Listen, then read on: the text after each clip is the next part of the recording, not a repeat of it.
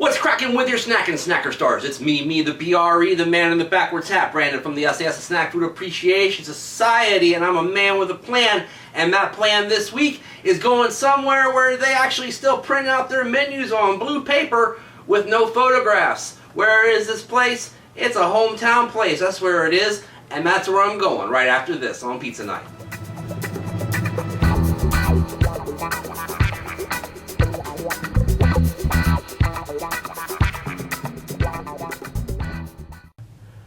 You are looking live at La Casa restaurant in the Fox Chase Shopping Center in Alexandria, Virginia. It's been a couple of years since I've been to La Casa. Nothing's really changed, but I want to try a pizza today that I've never tried before. Of course, they're not the only pizza in Fox Chase. There's a lot of pizza in Fox Chase. In fact, just behind that tree over there, there's a Papa John's. And then right next to that, you'll see something that says Pie 360. That place is not open yet, but will be hopefully soon. That is one of those almost like Blaze Pizza, Subway type pizza places, you know what I'm saying? Where you construct, or they construct it right in front of you and put it in the oven for a little while.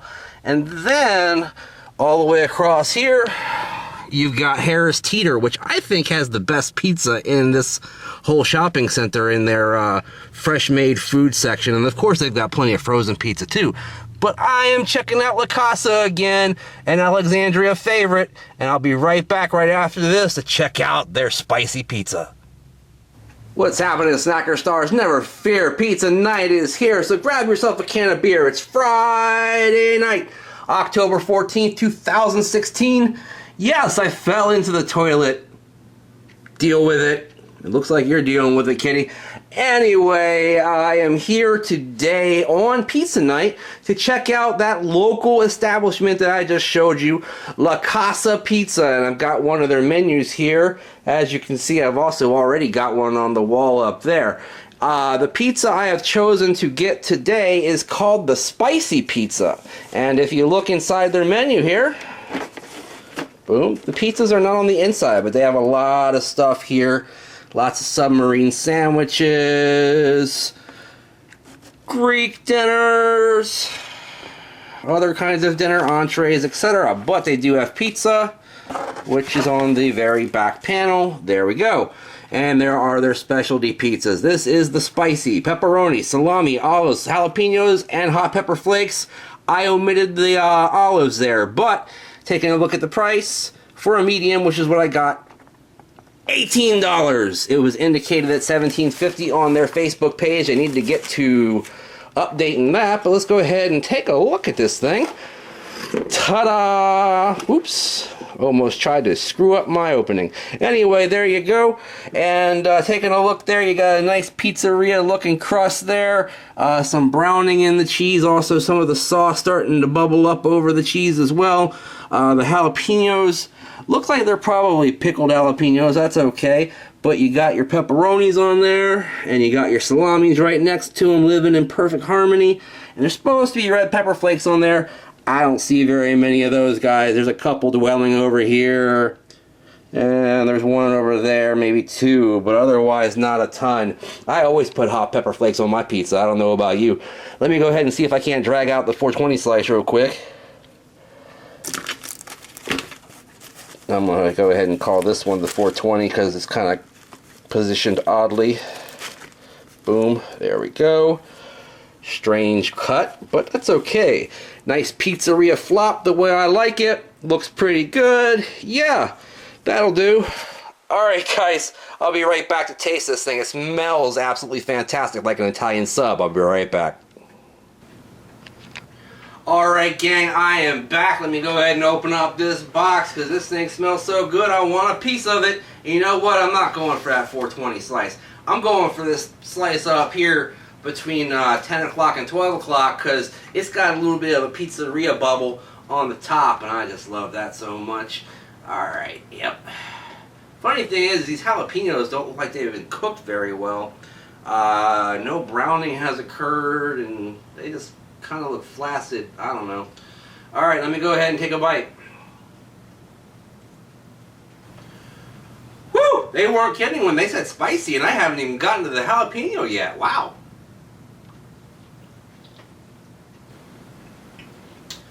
Wow, guys, that is a really tasty pizza. It's absolutely superb. You know, I was holding back telling you I'm a little bit under the weather, got a little bit of a cold, but I can taste every flavor in this pizza, I'll tell you that.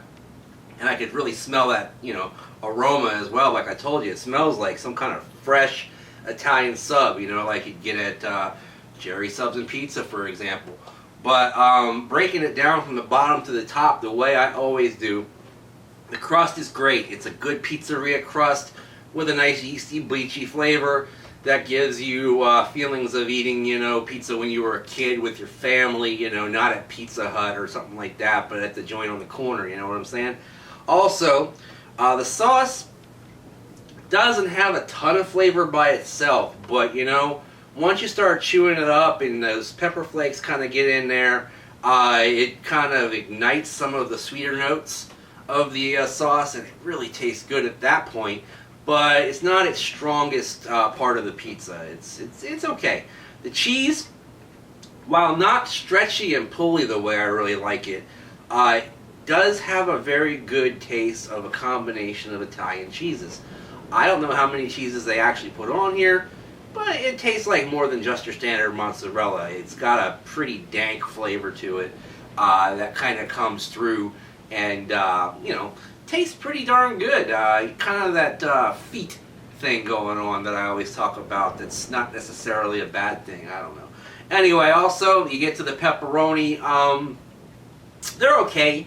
They are kind of outclassed by the salami at this point because the salami has a little more zing to it of the two. Wow, yeah. And the pepperoni tastes like it's almost like that chicken pork kind of, inexpensive blend that you get oftentimes in frozen pizzas. But, I know it's not frozen pepperoni. It's just probably not, top shelf. But it's okay, too. The salami's good. It's got an odd kind of color to it. A little more purple than your standard salami, but there's many kind of salamis out there. Who knows?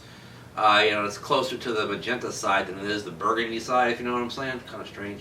But it tastes good. It's got a kind of a saltiness to it that adds to the overall saltiness of the pie, which is outstanding. I love a good, salty, chewy pizza, and that's what this is.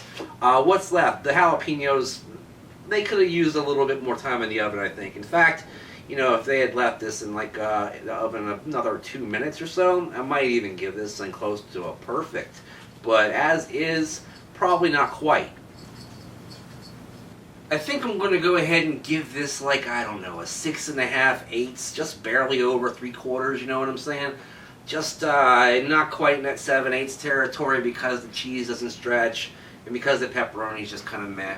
But beyond that, it's really flavorful. I'd certainly eat it again.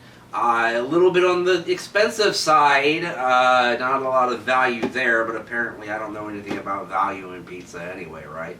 I've only been reviewing them for, 5 years and eating them for 40, but who knows? What can I talk about? When it comes to the regular corner store type places, they usually are a little bit more expensive, but I do expect value from the national chains. That's where I expect to get more bang for my buck. I don't know where I went awry last week, but apparently I did. Anyhow, 6/8 of the thumbs up for this particular pie by La Casa on Duke Street in the Fox Chase Shopping Center. One time, this is completely unrelated, but one time, Hugh, Will Mahoney, and I, we were in a 7-Eleven and we were buying Slurpees. I think this was about 1992 or 1993. And we were getting Slurpees, and this fellow walks in rather unassuming looking, so we didn't really notice him at first. But I did notice that he kind of went directly to the wine without stopping, did not pass go, did not collect $200. Grabs 2 bottles of wine, heads directly towards the door. The manager at the time, his name was Lee, he goes, "Hey man, you got to pay for that." The fella turns around, serious as hell, goes, "No." Walks out the door. Gotta admire that kind of stick-to-itiveness and that sort of, go-getfulness, you know what I'm saying? Even if that's not a word. But I like to go on and on sometimes. And you can go on and on the Facebook page, and you can click on the link in the description down below.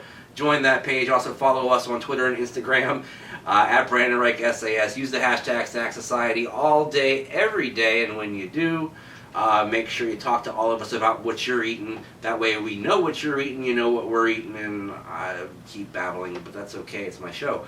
Also, make sure you like, favorite, share, and subscribe. And in the meantime, in between time, I'll see you next time. Bye-bye.